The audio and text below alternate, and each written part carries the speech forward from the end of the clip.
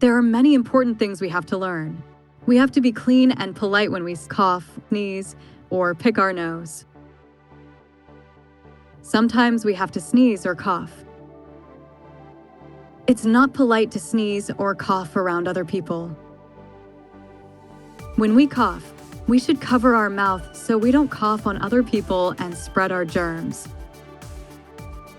When we sneeze, we should cover our mouth and nose so we don't sneeze on other people.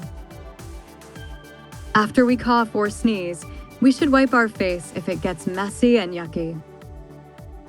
After we cough or sneeze, we might need to wash our hands if they are dirty.